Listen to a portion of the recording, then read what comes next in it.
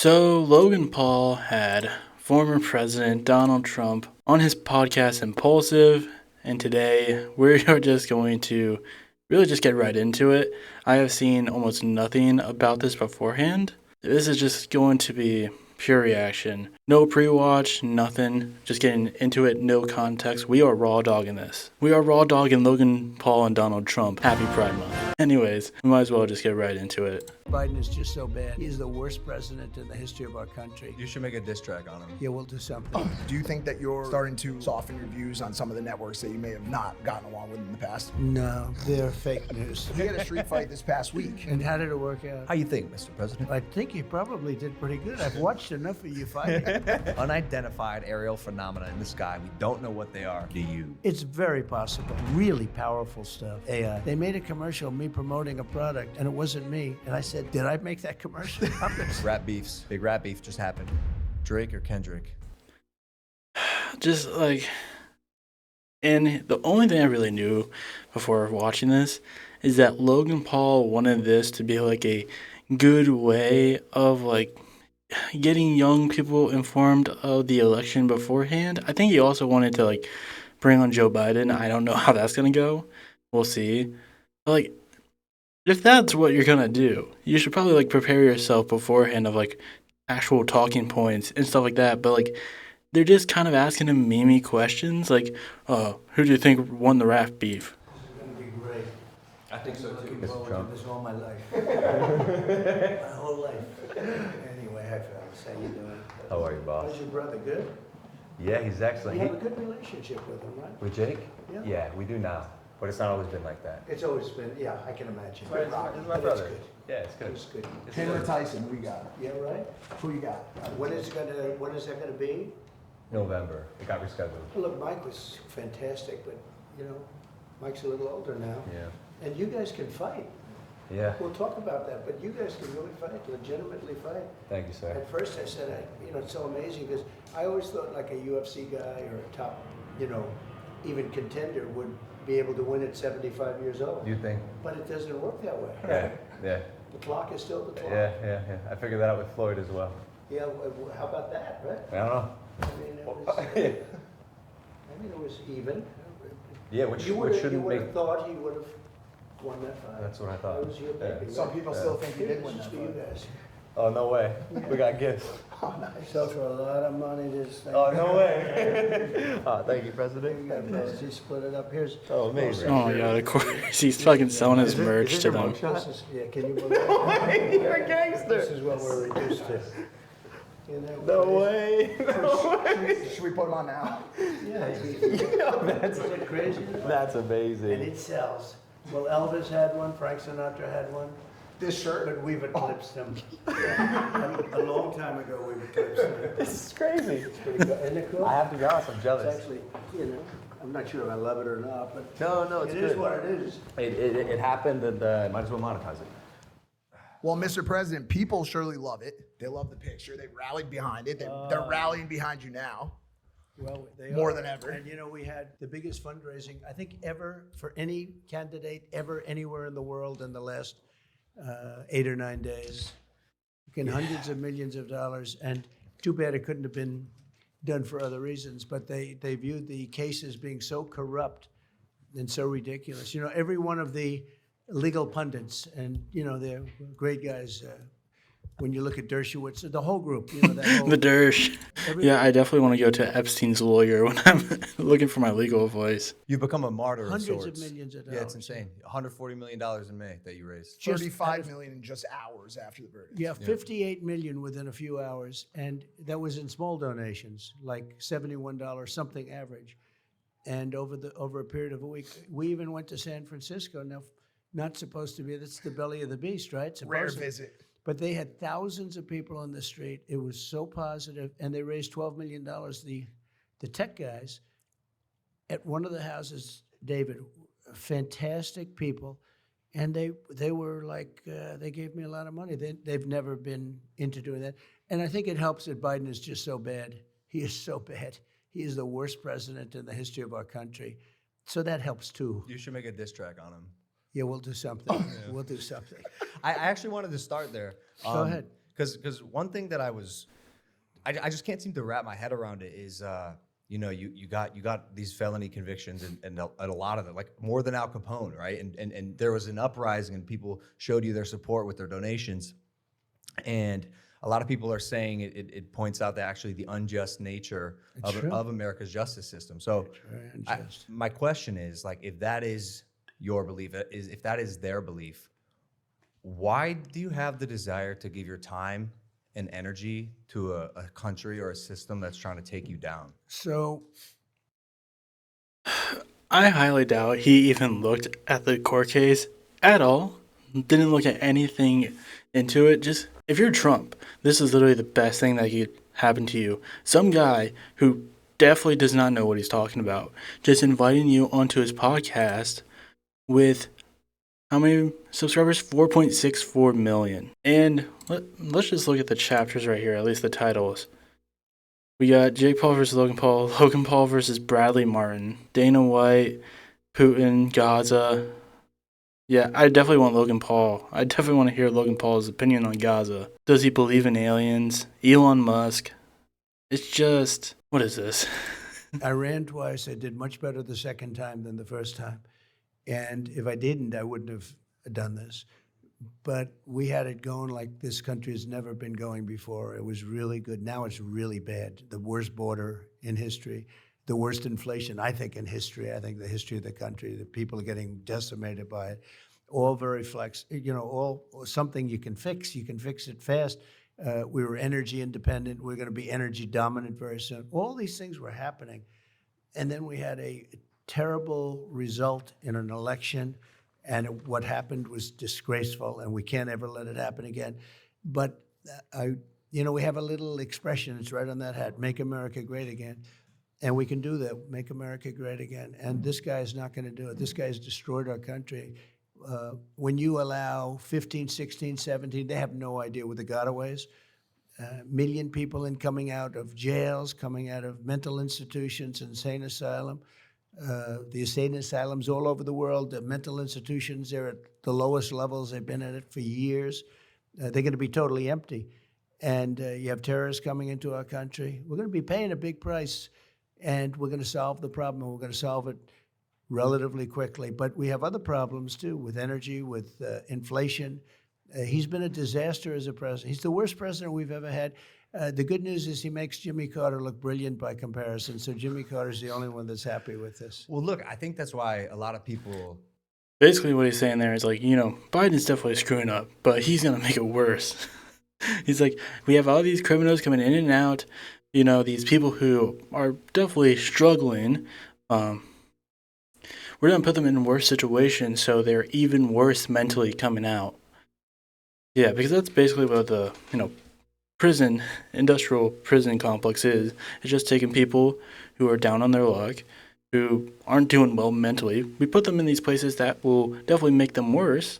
And yeah, we will let them out eventually just to put them back in and continue the cycle, because we refuse to do anything very sufficient with like prisoner reform and shit like that. And also Biden's already doing the asylum seeker limit. He's already doing that. He already said that he plans on doing it even more so. He's gonna, get rid of a bunch of more people than Biden planned on doing. Just insane. Are so obsessed with you, Mr. Trump, Mr. President Trump. Well, because you're already a billionaire, right? You are essentially serving these people, and you don't have to be doing it. The president, No. Being the president seems like a very hard job. You were at 3 meetings just before this, Sure. but I guess I'm asking, the desire to run and attempt to improve your country for these things you're saying. Yeah. Becomes from what? Just the love of the country? Well, the people, I'll tell you, when you look at Power. It's Donald Trump. Where do you think it comes from? Where do you think, billionaires doing anything comes from? It's power and money. This guy is obviously obsessed with power. He has shown many desires to want to be like a dictator in a way. Obviously, he wants power. That's it. at the people, when you look at the crowds, I did a rally in New Jersey. We had 107,000 people there. You saw that last week. We did one in the Bronx. We had 25,000 people. And this was in the South Bronx, which is known as a rough area. And it was like a love fest. There was not even nobody even raised a voice of dissent. The whole place, it was like a big love fest. Nobody could believe it. You saw that. I don't know. I feel like during this entire thing, if you were just to look at Logan, you could just tell that he is just not following any of this. Like, he is just letting this guy yap and yap and yap, and it's just like, it's just nothing going on there. It's just a loading screen going on over and over and over again about, like, what meme question he's going to ask him next. 4 weeks ago. There's tremendous, our country has tremendous potential, but it's going down the tubes very, very rapidly. Nobody has ever seen anything like it, the way it's being run. So bad. And we can change it. We can change it quickly. We have a debate coming up. That'll be interesting. June That'll be- 27th, yeah. hosted by one of your favorite television networks, CNN. Well, they gave me the option. They said, would you do it? And they didn't want to do it. He didn't want to do it. So they gave me everything. Fake Tapper and Fake Tapper. lots of other people that were gonna, were involved. On CNN, they wanted it to be seated, which I didn't like. I said we should stand, and I think we won that point. But Yeah, I can't. Oh God, I can't wait till him, Joe Biden, and Jake Tapper are in a room together, and then Jake Tapper asks them a question about Israel. Jake Tapper, CNN's like most bloodthirsty pro-Israel reporter. Yeah, I can't wait to hear how all three of them just want to bomb brown people so much. I would have agreed to whatever I had to agree to because they didn't want to do it. They thought that I wouldn't do it because it's CNN, but I've done plenty of CNN. I did a town hall not so long ago with CNN that worked out well. But I think they'll be fair. I think they're going to try and be fair. I mean, as fair as they can be. But I think it's important for there to be a debate. So they said, "You want to debate?" "Yep, I'll accept. You don't even have to tell me." Then they said CNN. They said the different people that are involved. But let's see what happens. I used to get along with Jake Tapper. We'll see what happens. But it doesn't matter. Whatever it is, it is. That sentiment that CNN might be fair to you They might be. is a bit of a departure I'd from say your a good normal 10% chance. from your normal hardline stance. Do you think that you're starting to come around or soften your views on some of the networks that you may have not gotten along with in the past? No, they're fake news. Yeah, CNN had on his his attorney from the fucking Stormy Daniels case, and they ruthlessly and they didn't even try that hard of just going in on him and just showcasing him as an idiot. But at the same time, they're pretty light on this stuff. They do not go at him as hard as you might think. They're waiting for the nomination for months and months. I got it in the quickest fashion. Nobody's ever gotten a nomination so quickly. And I'm making my nomination speech, and they refuse to put it. They're covering it for months and months. Now I'm actually making my speech. I mean, this is the big night. I won the nomination, and they refuse. Yeah, because everyone knew you were going to. That's the thing. Nobody was surprised when he did it. Who else was it gonna be? Fucking Ron DeSantis? Yeah, no one's gonna be surprised that you won the nomination. It's we all see it coming. Refuse to put it on. These are people that don't like Trump. But it's okay because I think it's important to have a debate, or a number of debates, actually. The fact that you are so vocal as well, especially on social media, I think works in your favor. And personally, I like that you come with receipts sometimes. Yeah, I've seen you pull them out of your, No, I in your understand. jacket. Will you have receipts? I like to do it. Well, fact checking's fun. Yeah, I know. We'll check. We're gonna check a lot of things. It's gonna be an interesting. You will be watching, right? I'll be watching. We just don't want to schedule it around one of your fights. Please because don't. Please don't. You do pretty well. Thanks. I'll be watching. Yeah, I always see you at UFC. Yeah, sorry guys, we got pushed back the presidential debate because Logan Paul's having one of his stupid fucking boxing matches again. Oh God. But also just Donald Trump, the great fact checker. Only Logan Paul, someone like Logan Paul would be yeah, he's a great fact checker, guys. He got all the knowledge. I highly doubt he actually reads anything that fucking he puts out on True Social or whatever. Yeah, but by the Who way, knows? Maybe he has a burner account. Fucking Japanese forest hiker 1000 or whatever. We always see you at the UFC fights. Yeah. So you're obviously a fight fan. I like it. I really enjoyed it. I think Dana White is one of a kind. For sure. And he's been generous to me. He's made a great statement about me the other day. I saw that. That was a nice statement. Well, because but you've had his back for. Well, since- I did, and rightfully. I think, the expression everybody's replaceable. I'm not sure anybody could do the job he does is unbelievable. Yeah. He gets. I met Khabib, who's I saw that. 29-0, and his father died, and he just said, "That's it for me." And his father was great at what he did, and probably he never lost even a round. I think he 29-0. They say he never lost a round, and I thought he was great. And we got to speak. He was just about my favorite guy, and really talented. The Strickland was fantastic the other night. I thought he was Great striker. He was. Everyone oh, wants to come out of the cage and meet you after they They win. do. And Yeah, when- they and when do. you- I'm very honored by it. Every time they win, they jump out. Yeah. They jump out of that cage like it's nothing. I don't know. It's pretty high, but they have no problem. I once you mentioned Strickland, I can't forget that moment where Strickland got his fucking ass kicked by, I forget who it was, but he got his ass whooped, and during the fight, and like during the interview afterwards, he was trying to thank Trump, but Trump was already leaving the arena. It's like, dude, you just got your ass kicked in front of him. You can't suck up to him now. And when you enter the arena, there's an eruption of cheers. Yeah. But I remember, because I've been going to UFC for a while, like it wasn't always like that. There was a very clear like shift in the perception of you. Do you feel like you feel? Yeah, because do you honestly think that? Do you honestly think like most UFC most UFC fans are fucking are like left wing liberals who don't like Trump? Like, of course they're going to be. Like, yeah, a sport in which it's just like people fighting one another, more than likely is going to be enjoyed by, kind of like a more conservative group, just like demographically speaking. No shit, UFC fans are going to be more conservative. I don't think that's like a hard thing to dispute or like just not think about like, oh yeah, obviously. Feel that now more than ever. I don't know.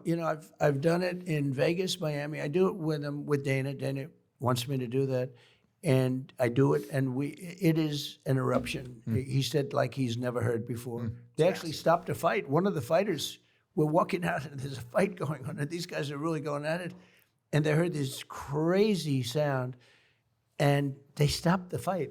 They both stopped fighting. They're looking over what happened. They probably thought bad things were happening to the arena. I'm not sure if he was telling the truth with that.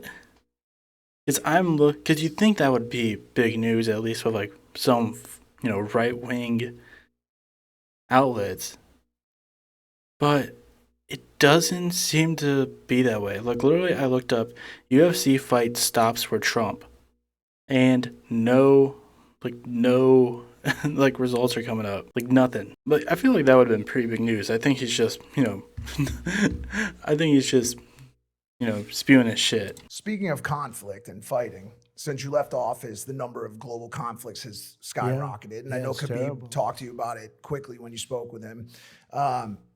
I think 2 weeks ago about President Biden authorized the use of American weapons in Russia, which has now led to a fleet of Russian warships coming towards Cuba this week. What are your thoughts and concerns around our current handling of our relationship with Russia? Well, the Russian attack on Ukraine would have never happened if I were president. Would have never happened.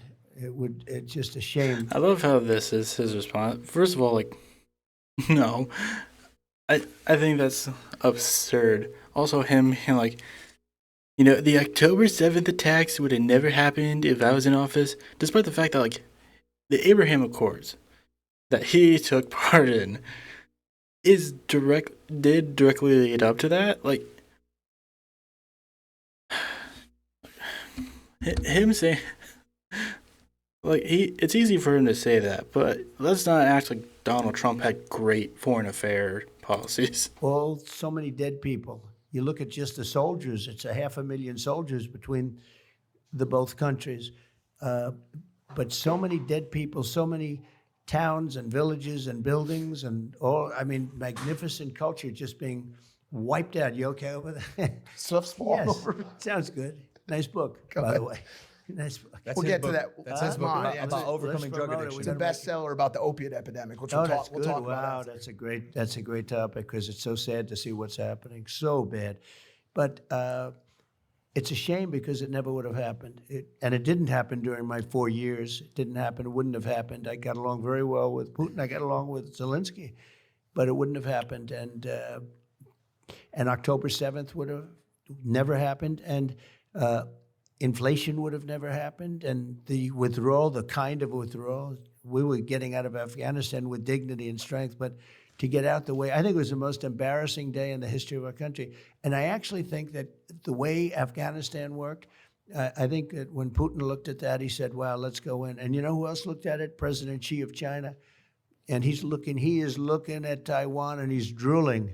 He's drooling over Taiwan. And so something could happen there.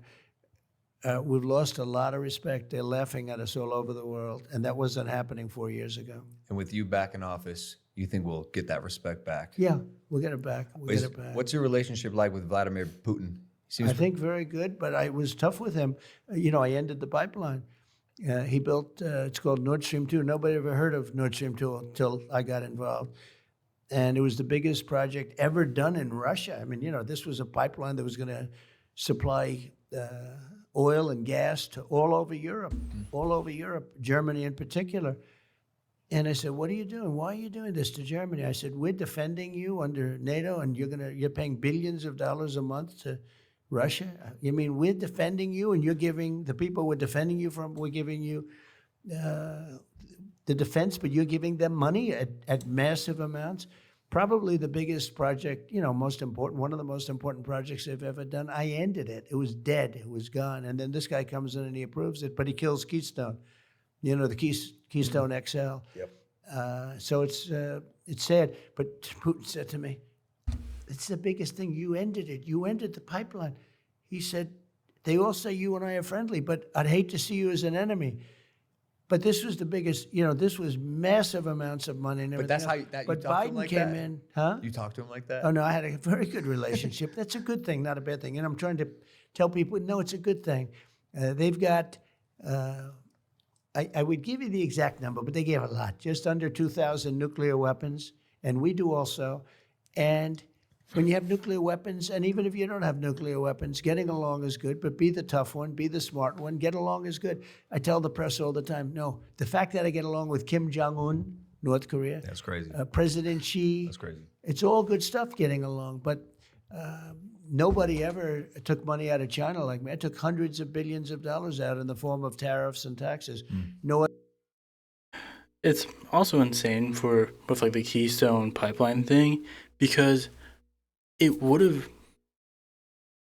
like, that whole pipeline would have like had the risk of contaminating a lot of water for Americans. So like him again trying to pass this on as like a great idea, like that's one of the probably the good things Biden did was like just stop it, because like if something would have gone wrong, you're literally risking like most Americans getting water. But I got along with him. I got along with Kim Jong-un. That would have been a nuclear war. If Hillary Clinton had gotten in office, we would have been in a nuclear war with North Korea. He was ready for it. When I was with him, nobody else could meet him. Yeah, I was.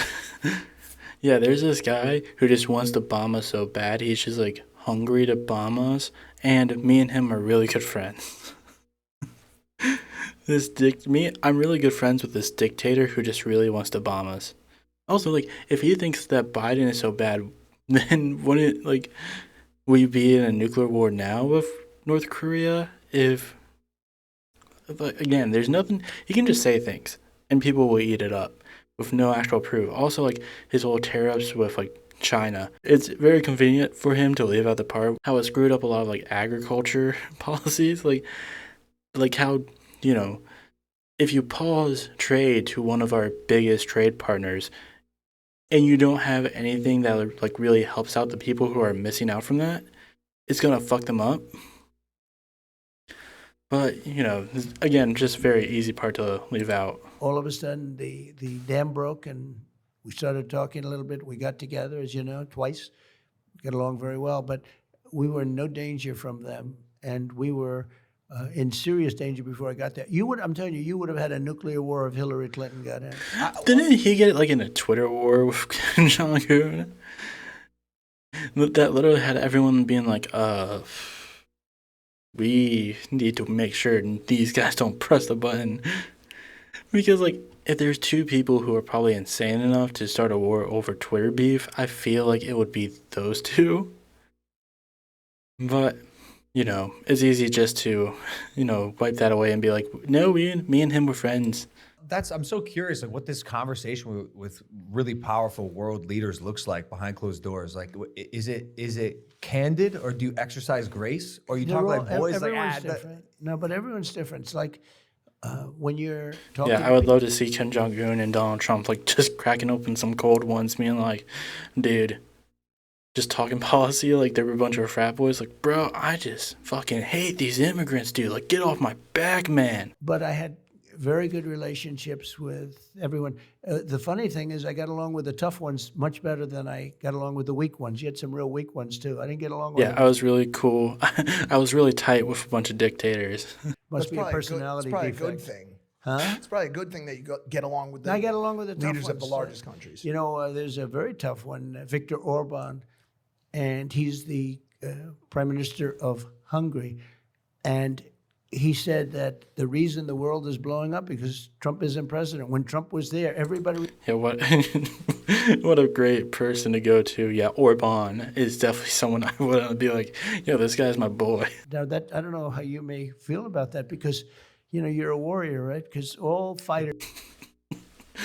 Yeah, when I want to talk about what's going on in the Middle East and military operations, I want to go to Logan Paul to get my opinion on what he thinks about it. Oh my God, like, what is this? We're just gonna go to the Gaza. We're just gonna go to the Palestine Flip discussion. side, or on the other side of the continent, the Gaza situation has been Horrible. big news over the past year or so. The United States has always been, and you were always a staunch ally of Israel. Has your sentiment on Netanyahu or on his regime changed at all in light of any of the events of the past 6 months? No, look, it was a shame that it should have never happened. It would have never happened. Iran was broke when I was president. Nobody was allowed to buy oil. Nobody was allowed to buy anything. They were broke. A Democrat congressman on Deface the Nation, the show Deface the Nation. Ladies and gentlemen, it's Deface the Nation, yes, commonly known as Face the Nation, but I don't call it that. You have a name for I think it. I have a name for everything. But him being like, oh yeah, it would have never happened. Like, dude, the Abraham Accords that you spearheaded, as well as your fucking son-in-law dealing with shit overseas. Yeah, it directly led to that. Like moving, the embassy to Jerusalem definitely played a part in that, and just sidestepping Palestinian involvement altogether obviously played a part in October 7th. This episode is sponsored by myself. Jesus Christ. I feel like I'm just losing brain cells more and more as this time goes by. Like, what are these questions? There's no pushback, no follow-up whatsoever. They just let him ramble on and on and on. Like, what is this? I think I'm just done. I'm gonna be honest. I can't watch this anymore. Like, it's just nonsensical bullshit. Literally only Logan Paul, someone like Logan Paul, who does not care whatsoever about the election coming up. He just wants views. He just wants clout, shit like that. And only he would. Well, obviously there's plenty of others, but he's not someone who I feel like he's not a content creator who goes out of his ways, goes out of his way to be a right-wing, influencer. He's not. He's just someone who, just interviews random-ass people.